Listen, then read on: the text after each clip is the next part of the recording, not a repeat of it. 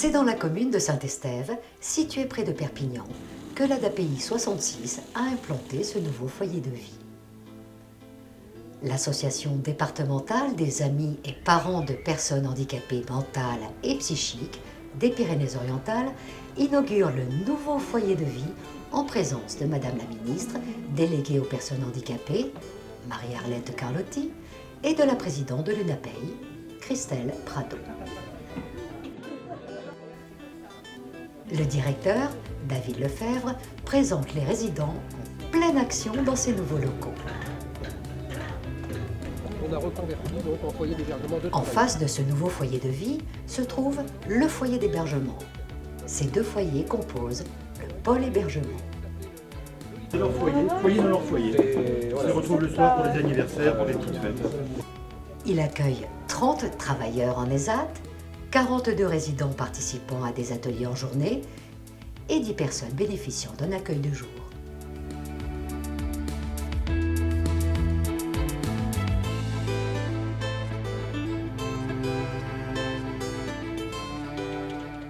Le directeur et ses adjoints, secrétaires et comptables, assurent ensemble le bon fonctionnement du pôle. Il n'y a pas de souci, vous recevrez un courrier, quoi qu'il en soit. La gestion de l'établissement nécessite une intendance importante. L'économe remplit son rôle, soutenu par ses équipes, cuisiniers, service d'entretien, service technique, lingère.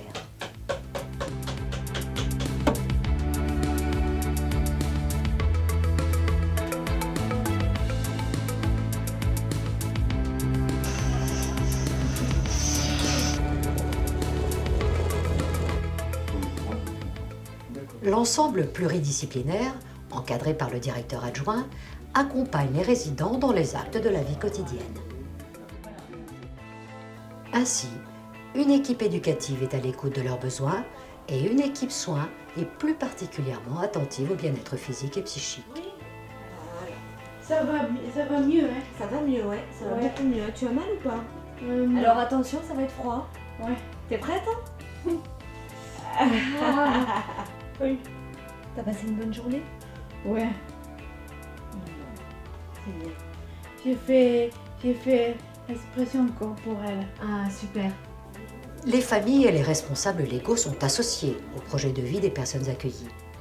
Leurs voix sont entendues dans différentes instances, dont le Conseil de vie sociale, le lieu d'échange et d'expression sur toutes les questions intéressant le fonctionnement de l'établissement. Ça fait du bien d'entendre ça. Toutes les personnes qui s'occupent de mon fils. Ça fait du bien d'entendre ça. Vraiment, c'est sincère. Kevin, ça va? Tu m'as passé ce matin? T'es pas trop fatigué? Voici Kevin, qui fait partie des résidents travaillant en ESAT. Kevin fait le point avec la chef de service et sa curatrice qui l'assiste dans ses projets de vie. Là, on va faire des courses pour faire un repas ce soir. Tu as des invités? Oui, il y a Carole, la maîtresse de maison. Il y a Laurence, nouvelle éducatrice. Ça t'arrive souvent de faire des repas comme ça? Ah oui, souvent, oui. Heureusement, c'est pas tous les jours. Hein. C'est le jour du travail à faire, hein. Punaise.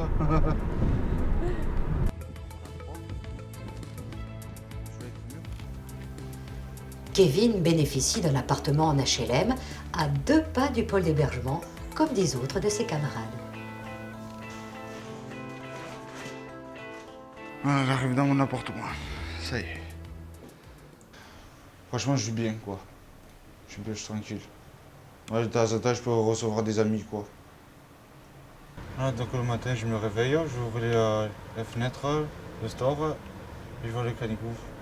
La maîtresse de maison, qui s'appelle Carole, comme elle arrive, elle vient tous les deux, un vendredi sur deux pour m'aider à donner un petit coup de main à nettoyer. Si elle voit que l'appartement est sale, elle va criser. Mon rôle, ma mission, c'est d'amener notamment Kevin, qui a un appartement HLM, qui est en semi-autonomie, on va dire. Voilà, l'amener dans son quotidien, à faire les choses par lui-même. Donc je suis là pour l'aider s'il n'y arrive pas, mais en aucun cas je fais à sa place. Disons que je l'aide, je lui montre comment, et voilà, Kevin se débrouille. La journée de travail terminée, Kevin retrouve parfois son unité de vie. Ben là, je suis au premier étage du foyer de Ribéral. C'est là où j'étais avant que j'intègre l'appartement aux HLM. C'est un espace de détente. C'est là qu'on se relaxe. Après le travail, quoi. La vie de couple est respectée au foyer. Les réunions des résidents sont un moment de parole important.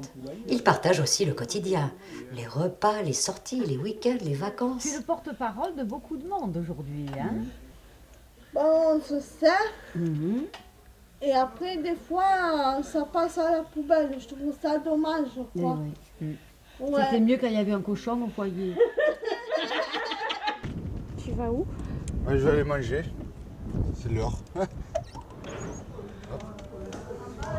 Si on se trouve au réfectoire du foyer, c'est là qu'on vient manger le soir et le midi. Même le week-end, c'est là qu'on se trouve tous ensemble après le travail, quoi. Allez, à tout à l'heure, Kevin. Ouais, tout à l'heure. Voici Paul et Bruno. Tous les deux sont des résidents du foyer de vie. Avec fierté, Bruno nous présente son lieu de vie divisé en 2 unités, nord et sud. Ici, c'est ma chambre. La chambre numéro 8. Ici, c'est ma salle de bain. Je me sens bien au foyer. C'est ma maison, le nord. Bruno annonce l'anniversaire de Maryse avant le dîner. Maryse fait 60 ans.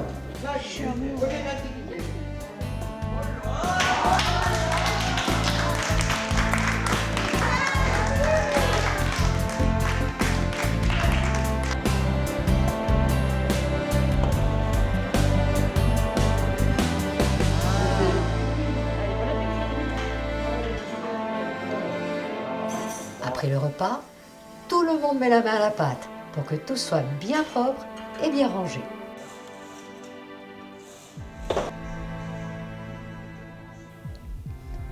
En fin de soirée, l'éducateur passe les informations à la surveillante de nuit qui sera présente jusqu'au petit matin.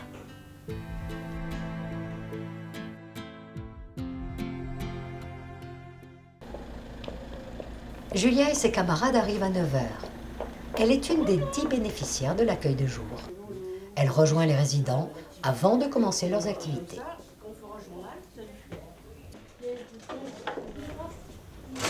Julia nous présente le salon d'esthétique, puis l'atelier cuisine.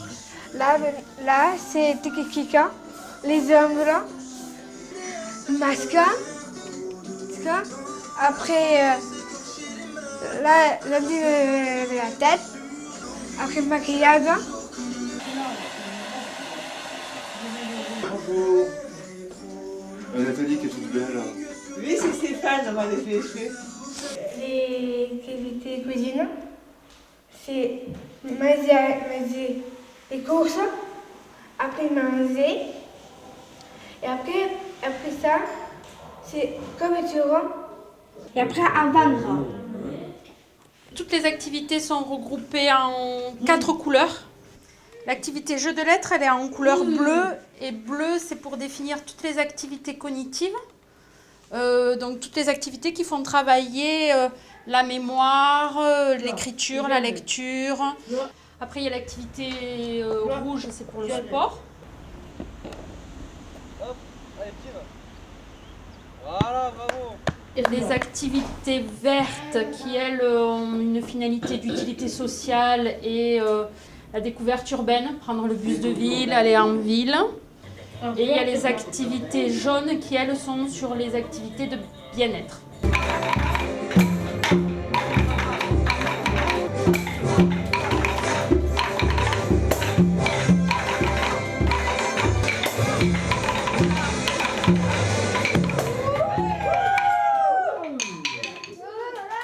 Ce qui est magique, c'est qu'à un moment, dans la matinée, on a l'impression que tout le monde parle le même langage.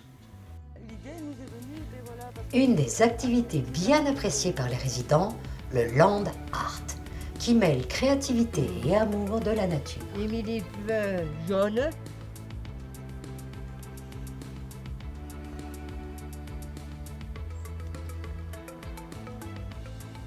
très Ah.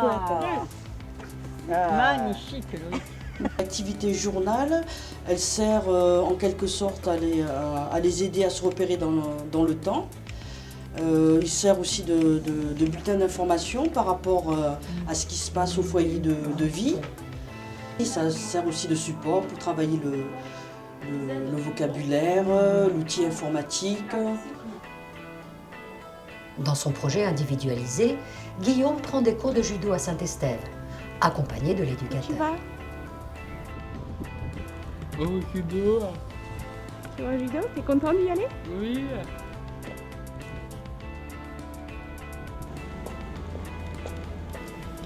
La journée terminée, Julia et ses camarades rentrent chez eux. Toutes les équipes du pôle hébergement du Ribéral œuvrent dans une même direction, le bien-être et l'épanouissement de chaque résident.